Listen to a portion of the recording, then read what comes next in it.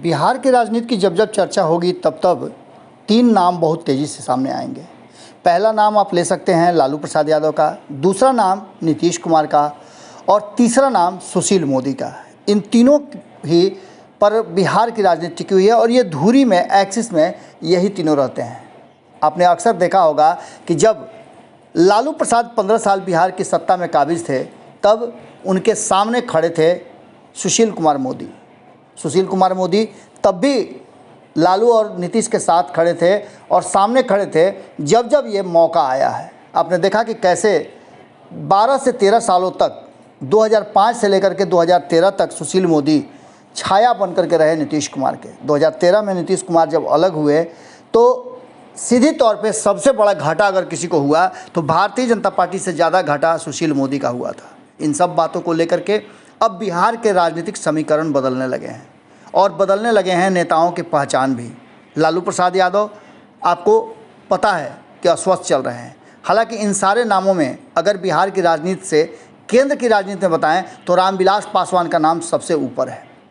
लेकिन इन सब बातों के पीछे अगर बिहार और बिहार की राजनीति की बात करें तो वर्तमान परिस्थिति में कहा जाता है कि बिहार युवा है और ऐसी स्थिति में युवाओं की पहचान अब धीरे धीरे बढ़ती जा रही है। आप नाम ले लें पप्पू यादव का, जो कि लालू प्रसाद के साथ अपनी राजनीति की शुरुआत की है, लेकिन वो अपनी पहचान बनाने में पूरी तरह से कामयाब रहे हैं। लोगों के साथ जुड़ना हो या जनसेवा की बात हो, पप्पू यादव सबसे पहले खड़ा होते हैं।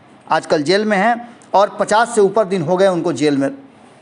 इस सब बातों के बीच कन्हैया कुमार का भी नाम आया था, लेकिन कन्हैया कुमार बिहार में अपना पहचान नहीं बना पाए। अब बात करते हैं उन दो युवाओं की जिन्होंने बिहार में अपनी साख बना ली और युवाओं के दिलों पर राज करते हैं। पहला नाम आता है तेजस्वी यादव का और दूसरा चिराग पासवान का। इन दोनों ने कल जिस तरह से अपनी बातें रखी और लोगों को एकजुट किया, उसे देख करके साफ लगता है कि आने वाला भविष्य इन दोनों का ही है। हालांकि एक बात बहुत पहले से भारत लाइव कहता आया है और ये चर्चा का विषय भी बना हुआ है राजनीतिक गलियारे में कि कहीं ना कहीं तेजस्वी यादव को आज भी उनके इर्द गिर्द के लोग आगे बढ़ने से उनका पैर खींचते रहे हैं। इनमें से बहुत सारे लोगों का नाम आता है। हालांकि इन दोनों को राजनीतिक विरासत और पहचान दिलाने में नीतीश कुमार का बड़ा हाथ है। हालांकि दोनों ही बड़े राजनीतिक घराने से संपर्क रखते हैं, ताल्लुक़ रखते हैं। एक जिसके माता और पिता दोनों ही बिहार के मुख्यमंत्री रहे और दूसरा जिसके पिता चाहे किसी की सरकार रही हो, लेकिन उनके साफ सुथरे छवि के कारण उन्हें मंत्रालय में जगह जरूर मिली है। लगभग 8 से 9 प्रधानमंत्रियों के साथ काम करने का अनुभव प्राप्त है रामविलास पासवान को, उनके पुत्र चिराग पासवान। इन दोनों ने अपनी पहचान बनाई और अब जिस तरह से कल अपने अपने बात को रखते हुए दोनों ने अपने सामने वाले को ये बता दिया कि अब इनसे पीछा छुड़ाना मुश्किल होगा और इन्हें नज़रअंदाज करना भी मुश्किल होगा। ये बातें कहीं ना कहीं राजनीतिक घरानों में चर्चा का विषय बना हुआ है। तेजस्वी यादव ने साफ तौर पे कहा और इससे पहले भी वो कह चुके हैं, विधानसभा चुनाव हो या पिछला लोकसभा चुनाव, उसमें तेजस्वी यादव अपने पिता के न रहते हुए उनके बिना अपने टीम के साथ साथ उन्होंने महागठबंधन का भी कमान अपने हाथ में रखा और बेहतर परिणाम भी दिया। हालांकि लोकसभा चुनाव में पिछड़ गए, लेकिन विधानसभा में उन्होंने कड़ी टक्कर दी और इसको लेकर के लालू प्रसाद भी काफ़ी खुश हैं। वहीं अगर बात करें चिराग पासवान की तो उन्होंने लोकसभा में बहुत बेहतर प्रदर्शन किया, लेकिन विधानसभा में पिछड़ गए। इसके पीछे बहुत सारे कारण हैं, उन कारणों को आप बेहतर जानते हैं।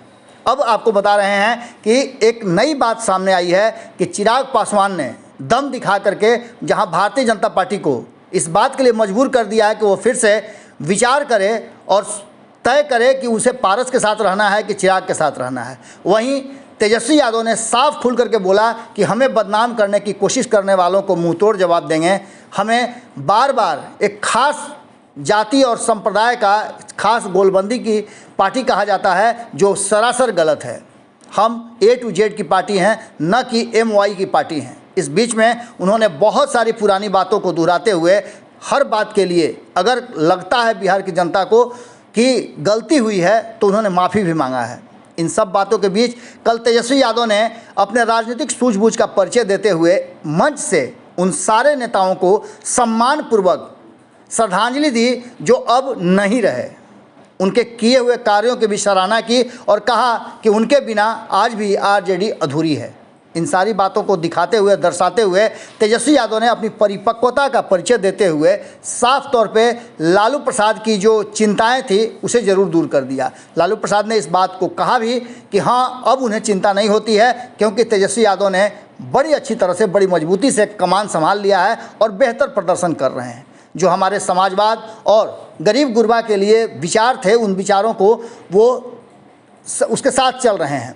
इन सारी बातों के बीच में कहीं ना कहीं तेजस्वी यादव ने नीतीश कुमार के लिए और ख़ास करके बिहार में जो सरकार चल रही है उसके लिए जो बातें कही है वो मुश्किलों भरा ज़रूर है। अब देखने वाली बात है कि इन सारी बातों के साथ किस तरह से तेजस्वी यादव खुद को सत्ता के करीब तक लेकर के जाते हैं, क्योंकि अभी कहा जाता है कि तेजस्वी यादव के लिए दिल्ली बहुत दूर है।